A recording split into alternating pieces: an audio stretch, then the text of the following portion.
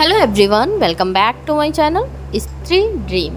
आज मेरे ब्लॉग की स्टार्टिंग हुई है सुबह के लगभग 8:30 बजे के आसपास से। आज नम्रता के कॉलेज में जीएनएम का जो कोर्स कर रही हैं, फ्रेशर पार्टी है। तो कल शाम से मैं थोड़ा सा उनके साथ बिजी हो गई थी। उनका बीए का भी एग्ज़ाम था तो वो घर गई थी और शाम को घर आई हैं तो मम्मी ने भी दलिया भेजा था, वो भी लेना था। और नम्रता का मैंने एक पार्सल रिसीव किया था तो वो मुझे उन्हें देना था।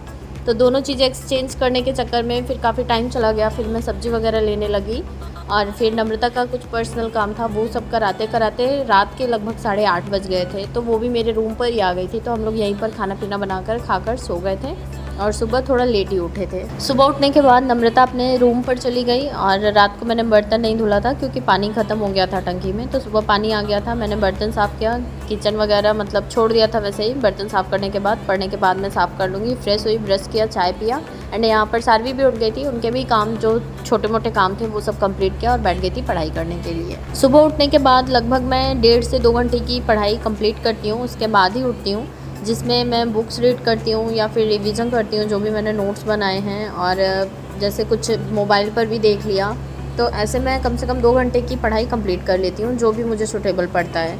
उसके बाद ही मैं अपने रेगुलर काम के लिए उठती हूँ। और आज थोड़ा लेट हो गया है, पूरा रूटीन ही चेंज हो गया है, इसलिए मैं कम से कम 1 घंटे की पढ़ाई करूँगी, उसके बाद ही उठूँगी।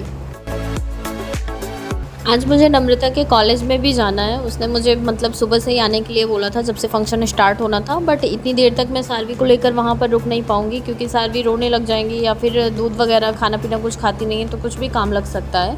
इसलिए मैंने बोला है कि मैं शाम के टाइम से आऊँगी, लगभग 4:30 से 5 बजे के आसपास। और अभी सुबह के टाइम मैं कोशिश करूँगी कि 4 से 5 घंटे की पढ़ाई तो मैं कंप्लीट कर ही लूँ।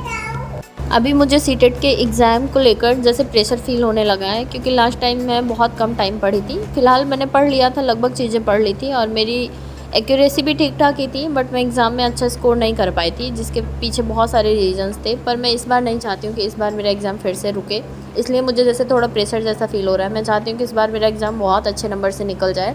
और अभी पीछे का टाइम उठाकर मैं देख रही हूँ ना, तो मुझे ऐसा लग रहा है कि मैंने 1 महीने का टाइम ना वेस्ट ही कर दिया। और जो लोग अभी भी मुझे कमेंट कर रहे हैं कि कहाँ से पढ़ना शुरू करें या फिर कहाँ से पढ़ें, क्या करें ना, मुझे उन लोगों का सोचकर तो जैसे और भी ज़्यादा बुरा फील हो रहा है कि अभी मैंने बहुत कुछ तो पढ़ ही लिया है। ऐसा नहीं बोलूँगी कि अभी मैंने कुछ नहीं पढ़ा है। उसके बाद मुझे ऐसा लग रहा है कि अभी बहुत सारी चीज़ें बची हुई हैं पढ़ने के लिए। और जो ये सोच रहे हैं कि अभी कहाँ से स्टार्ट करें, तो उनके लिए तो और भी ज़्यादा चीज़ें टफ़ हो जाएंगी। फ़िलहाल कभी कभी कुछ काम इम्पॉर्टेंट हो जाते हैं, तो आज मेरे लिए भी नम्रता के कॉलेज में जाना इम्पॉर्टेंट है क्योंकि वो मेरे लिए हर जगह खड़ी रहती है। और आज उसने फ़र्स्ट टाइम मुझसे कुछ बोला है तो मैं बिल्कुल भी ना नहीं बोलूँगी और मैं जाने का पूरा 100% ट्राई करने वाली थी। इसलिए मैंने सोचा था ना कि रात में जो पढ़ाई होती है वो पता नहीं होगी कि नहीं होगी, दिन में तो कम से कम मैं कोई 2 टॉपिक तो कंप्लीट ही कर लूँ सीडीपी का।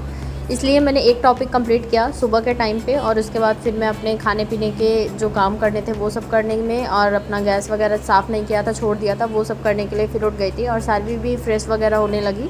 तो ये सारा काम मैं अभी कंप्लीट करूँगी और उसके बाद फिर मैं बैठ के फिर से पढ़ाई करूँगी। उसके बाद मैं उसके कॉलेज गई थी। और आज कॉलेज जाने के बाद मुझे इतना अच्छा फ़ील हुआ कि अपने दिन याद आ गए। फ़िलहाल हम लोगों ने इस तरह से मतलब कुछ भी एंजॉय नहीं किया था। मुझे लगता है मैंने बीएड तो अभी किया, पीछे साल ही मेरा बीएड कंप्लीट हुआ है। पर वही जब टीचिंग लगा था तभी मैं गई थी क्लास करने के लिए, तो मैं कभी नहीं गई थी। बस घर बैठे बैठे बीएड पार हो गया था मेरा। और मुझे ऐसा लगता है बहुत सारी लेडीज़ों के साथ ऐसा होता है कि शादी के बाद मोस्टली लोग उनको बोलते हैं कि बीएड कर लो, और घर के काम रेगुलर रहते हैं, कॉलेज कभी जाना नहीं होता है और बीएड की डिग्री कंप्लीट हो जाती है। और लगभग 1 से 1.5 लाख रुपए लग भी जाते हैं, पर वो डिग्री ना हमारी अलमारी में ही सुरक्षित रखी रह जाती है पूरे जीवन भर। जब हम लोग भी कॉलेज में हुआ करते थे ना, आज नम्रता के कॉलेज में जाकर वो सारा टाइम मुझे याद आ गया। फ़िलहाल अब में बहुत ज़्यादा चेंजेस हो गए हैं, बहुत सारी चीज़ें बदल गई हैं। बहुत मतलब कह सकते हैं कि ज़माना भी बहुत आगे आ गया है। पर सच में बहुत याद आया, मेरा बहुत मन हुआ करता था कि मैं भी किसी अच्छे कॉलेज में एक बार तो अपनी लाइफ में ज़रूर पढूँ। पर अब इस लाइफ में मेरा ये सपना कभी पूरा नहीं हो सकता।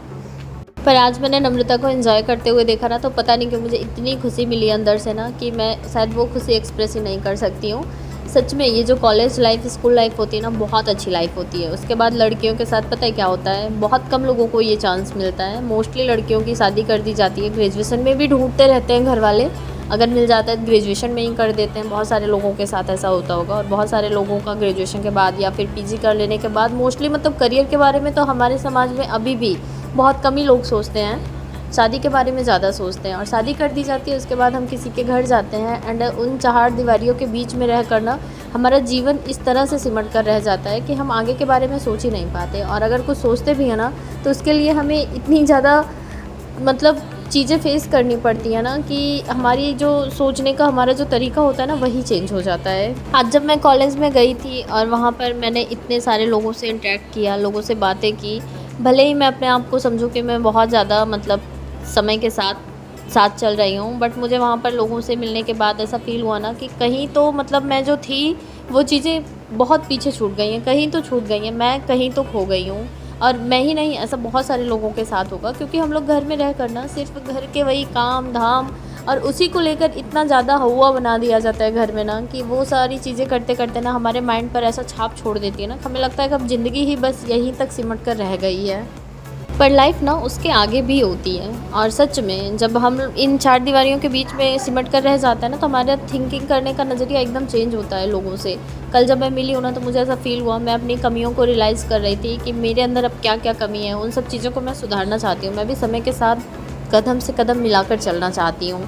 कल मैंने देखा बहुत सारी ऐसी लड़कियां थी जिनकी शादी हो चुकी थी, वो भी एकदम फुल ऑफ एंजॉय कर रही थी और वो लोग भी जेएनएम एएनएम का कोर्स कर रही थी। उन लोगों की भी फैमिली कितनी अच्छी होगी, उन लोगों के सोचने का नज़रिया शायद हमारी फैमिली से अलग होता होगा क्योंकि बहुत कम एज थी लड़कियों की। और मुझे ऐसा लगता है ना हम उसमें मतलब मुझे ऐसा फील हो रहा था मैं जाकर ना कि मैं जैसे एकदम गाँव से उठकर कहीं चली आई हूँ। मैं जो मतलब फ़ील कर रही थी वो मैं आप लोगों को एग्जैक्टली बता रही हूँ क्योंकि मेरा सच में एकदम रहन सहन सोचने का तरीका हर चीज़ बहुत चेंज हो चुका है। एक टाइम हुआ करता था स्कूल में कॉलेज में सारे टीचर्स जो होते थे ना वो लोग एकदम प्राउडली एकदम ट्रस्ट के साथ बोलते थे ना कि तुम लोग अपनी लाइफ में बहुत कुछ अचीव करोगे। जो मेरा ग्रुप हुआ करता था और मेरे ग्रुप में मुझे ऐसा लगता है ना 1 से 2 लोगों की, ज़्यादा से ज़्यादा 3-4 लोगों की शादी हुई होंगी और मेरी शादी सबसे पहले हुई थी। 1 लोगों की और हुई थी, उसके बाद मेरी हुई थी और अब जाकर 2023 में 22 में सबकी शादी हुई है। 2-3 साल 1 साल ऐसे सबका हुआ है और मेरी शादी को 6 साल कंप्लीट हो गए। और सच में मैं कहाँ थी और कहाँ से कहाँ चली आई। मुझे ऐसा लगता है ना कि लाइफ में बहुत सारी चीज़ें पीछे छूट गई, बट अब लाइफ में ना कुछ चीज़ें अच्छी करनी है, कुछ अच्छा अचीव करना है, इसलिए अब थोड़ा सा अपने ऊपर भी वर्क करना बहुत ज़्यादा ज़रूरी है। और उसके लिए ना हम सभी को थोड़ी सी ही मेहनत करनी पड़ेगी पर लगातार करनी पड़ेगी।